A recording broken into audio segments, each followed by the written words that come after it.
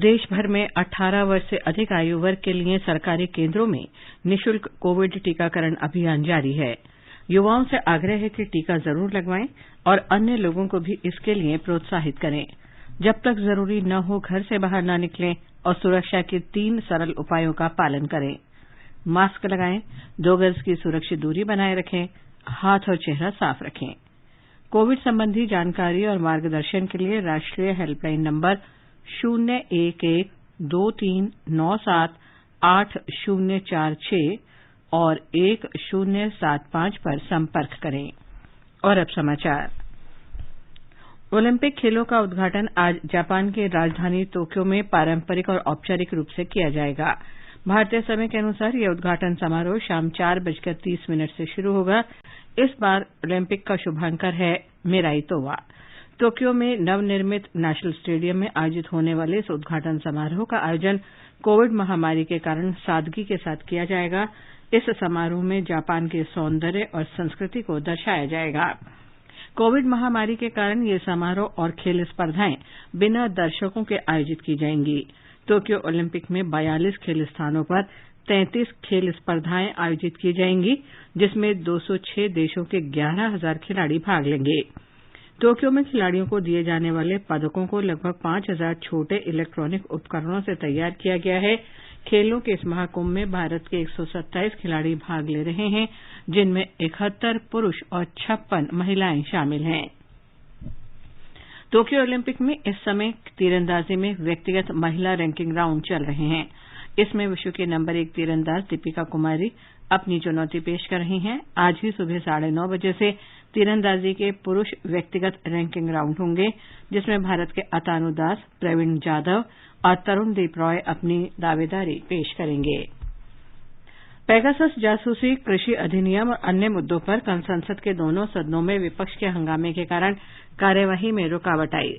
दोनों सदनों की कार्यवाही कई बार स्थगित होने के बाद दिन भर के लिए स्थगित कर दी गई। राज्यसभा में दूसरे स्थगन के बाद दोपहर बाद 2 बजे सदन की बैठक फिर शुरू होने पर इलेक्ट्रॉनिकी और सूचना प्रौद्योगिकी मंत्री अश्विनी वैष्णव ने फोन डाटा के मुद्दे पर बयान देना चाहा, लेकिन तृणमूल कांग्रेस के सदस्यों ने उन्हें बयान नहीं देने दिया। इसके बाद कांग्रेस, तृणमूल कांग्रेस, डीएमके, वामदल और अन्य दलों के सदस्य पेगासस जासूसी और कृषि कानूनों सहित विभिन्न मुद्दों पर विरोध प्रदर्शन करने लगे। लोकसभा में भी सदन की कार्यवाही कई बार स्थगित किए जाने के बाद दिन भर के लिए स्थगित कर दी गई। भारतीय जनता पार्टी अध्यक्ष जेपी नड्डा ने संसद में केंद्रीय मंत्री अश्विनी वैष्णव के प्रति दुर्व्यवहार के लिए टीएमसी सांसदों की आलोचना की है। कई ट्वीट्स में श्री नड्डा ने कहा कि इस तरह का बर्ताव संसदीय परंपरा के खिलाफ है। भारतीय जनता पार्टी ने पेगासस जासूसी मुद्दे को लेकर संसद के कामकाज में रुकावट डालने के लिए विपक्ष की आलोचना की है। विदेश राज्य मंत्री मीनाक्षी लेखी ने नई दिल्ली में संवाददाताओं से बातचीत में कहा कि जासूसी मामले में 10 देशों का नाम आया है, लेकिन अन्य देशों में विपक्ष की प्रतिक्रिया भारत के विपक्षी दलों की तरह नहीं है। इलेक्ट्रॉनिकी और सूचना प्रौद्योगिकी मंत्री अश्विनी वैष्णव ने कहा है कि संसद के मानसून सत्र से ठीक एक दिन पहले पेगासस जासूसी मुद्दे पर सनसनीखेज खबर का आना महज इत्तेफाक नहीं हो सकता। उन्होंने कहा कि 18 जुलाई को एक वेब पोर्टल की यह खबर भारतीय लोकतंत्र और प्रतिष्ठित संस्थानों की छवि खराब करने का प्रयास है। उन्होंने कहा कि इन खबरों का कोई आधार नहीं है और उच्चतम न्यायालय सहित सभी ने इसे खारिज किया है। श्री अश्विनी वैष्णव ने कहा कि रिपोर्ट से ही पता चलता है कि फोन नंबर की मौजूदगी अपने आप में ही स्पष्ट करती है कि जासूसी नहीं हुई है। उन्होंने कहा कि एनएसओ ने भी कहा है कि पेगासस के इस्तेमाल में प्रदर्शित देशों की सूची गलत है। इसमें कई उन देशों का उल्लेख है जो हमारे ग्राहक भी नहीं हैं। श्री वैष्णव ने कहा कि पेगासस के ज्यादातर ग्राहक पश्चिमी देश से हैं। श्री वैष्णव ने कहा कि इससे स्पष्ट है कि एनएसओ ने भी रिपोर्ट में दावों को स्पष्ट रूप से खारिज किया है। ये समाचार आकाशवाणी से प्रसारित किए जा रहे हैं। कोविड-19 से बचाव के आसान उपाय: मास्क लगाएं, 2 गज की सुरक्षित दूरी बनाए रखें, बार-बार हाथ धोएं, चेहरा साफ रखें और टीका जरूर लगवाएं।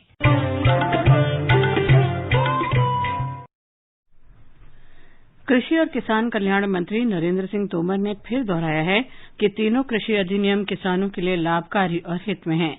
संसद से बाहर पत्रकारों से बातचीत में श्री तोमर ने कहा कि सरकार ने इन कानूनों के संबंध में किसान संगठनों से बातचीत की थी। सारा देश इस बात का साक्षी है, किसानों के हित में है, किसानों के लिए लाभप्रद हैं, किसानों को विकल्प उपलब्ध कराने वाले हैं, उनकी आमदनी में बढ़ोतरी करने वाले हैं, उन्हें कानूनी शिकंजों से मुक्त करने वाले हैं। हमने तो पहले भी इस बात को कहा था कि कुल मिला के जो सरकार से बातचीत हुई है उसके आगे अगर उनका कोई प्रस्ताव है तो प्रस्ताव लेकर आएंगे तो हम चर्चा करेंगे। केंद्रीय मंत्रिमंडल ने देश में उन्नत किस्म के इस्पात उत्पादन को बढ़ावा देने के लिए उत्पादन आधारित प्रोत्साहन योजना को मंजूरी दे दी है।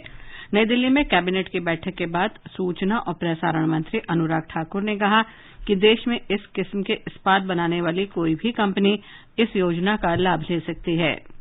Speciality steel production link incentive scheme के अंतर्गत लाकर इसको 6,322 करोड़ रुपए की आज मंजूरी दी गई है। इससे मैन्युफैक्चरिंग को बल मिलेगा, आयात कम होंगे, 5,25,000 रोजगार के अवसर उत्पन्न होंगे, 68,000 सीधे तौर पर होंगे और यही नहीं, जहां इंपोर्ट कम होने के साथ साथ एंड टू एंड मैन्युफैक्चरिंग को भी इससे बल मिलेगा। कुल मिलाकर 39,625 करोड़ रुपए का निवेश आकर्षित होगा। किसी भी एक कंपनी समूह के लिए एक वर्ष में 200 करोड़ रुपए से अधिक इंसेंटिव नहीं दिया जाएगा और लगभग अगले 5 वर्षों में 2.5 लाख करोड़ से ज्यादा का इसमें उत्पादन हो पाएगा। न केवल इससे देश की आपूर्ति होगी बल्कि निर्यात करने के भी अवसर मिलेंगे। प्रधानमंत्री नरेंद्र मोदी ने पिछले वर्ष स्वतंत्रता दिवस पर संबोधन में केंद्रीय विश्वविद्यालय की स्थापना का वायदा किया था। देश में कोविड टीकाकरण के अंतर्गत अब तक कुल मिलाकर 42 करोड़ से अधिक टीके लगाए जा चुके हैं। स्वास्थ्य मंत्रालय ने बताया है कि कल 48,86,000 वैक्सीन डोज दी गईं। प्रधानमंत्री नरेंद्र मोदी ने कल महाराष्ट्र के मुख्यमंत्री उद्धव ठाकरे से फोन पर बातचीत कर राज्य के विभिन्न भागों में तेज बारिश और बाढ़ की स्थिति पर चर्चा की। प्रधानमंत्री ने केंद्र की ओर से हर संभव सहायता का आश्वासन दिया। विदेश मंत्री डॉक्टर एस जयशंकर आज नई दिल्ली में मालदीव के विदेश मंत्री और संयुक्त राष्ट्र महासभा के निर्वाचित अध्यक्ष श्री अब्दुल्ला शाहिद से वार्ता करेंगे। दोनों नेता आपसी हित में महत्वपूर्ण अंतर्राष्ट्रीय, बहुपक्षीय, क्षेत्रीय और द्विपक्षीय मुद्दों पर बातचीत करेंगे। विदेश सचिव हर्षवर्धन श्रृंगला आज ब्रिटेन की 2 दिवसीय सरकारी यात्रा पर रवाना हो रहे हैं। ब्रिटेन और भारत के बीच हाल में आयोजित वर्चुअल शिखर बैठक में महत्वाकांक्षी रोड मैप 2030 पर सहमति जताई गई थी। इसका उद्देश्य द्विपक्षीय संबंध और रणनीतिक साझेदारी को और मजबूत बनाना है। अमेरिका ने चीन पर कोविड की उत्पत्ति के अध्ययन में बाधा डालने का आरोप लगाया है। चीन ने कोरोना महामारी की उत्पत्ति की जांच करने के लिए विश्व स्वास्थ्य संगठन की अगले चरण की योजना को कल खारिज कर दिया था। विश्व स्वास्थ्य संगठन के महानिदेशक टेड्रोस अधनोम घेब्रेयेसस ने कहा है कि चीन से पारदर्शी होने और सहयोग करने का अनुरोध किया है। दक्षिण अफ्रीका सरकार ने कहा है कि इस महीने हुए दंगों में 337 लोगों की मौत हो गई। बुधवार को मृतकों की संख्या 276 बताई गई थी। दक्षिण अफ्रीका के राष्ट्रपति सिरिल रामाफोसा ने कहा है कि हिंसक घटनाएं थम रही हैं और ज्यादातर हिंसाग्रस्त क्षेत्रों में शांति बहाल हुई है। आज लोकमान्य बाल गंगाधर तिलक की 165वीं जयंती है। इस अवसर पर फिल्म प्रभाग विश्राम बेडेकर द्वारा निर्देशित 22 मिनट की एक वृत्त चित्र का प्रसारण कर रहा है। इस वृत्त चित्र को आज पूरे दिन फिल्म प्रभाग की वेबसाइट और यूट्यूब चैनल पर देखा जा सकता है। आज राष्ट्रीय प्रसारण दिवस है। वर्ष 1927 में आज ही के दिन देश में पहली बार बम्बई से एक निजी कंपनी इंडियन ब्रॉडकास्टिंग कंपनी ने रेडियो से प्रसारण किया था। 8 जून 1936 को इंडियन स्टेट ब्रॉडकास्टिंग सर्विस को ऑल इंडिया रेडियो का नाम दिया गया था। भारत और श्रीलंका के बीच तीसरा और अंतिम एक दिवसीय अंतर्राष्ट्रीय क्रिकेट मैच आज खेला जाएगा। ये मैच कोलंबो के आर प्रेमदासा स्टेडियम में दिन में 3 बजे से शुरू होगा। भारत 3 मैचों की श्रृंखला में 2-0 से आगे है। इसके साथ ही ये समाचार बुलेटिन समाप्त हुआ।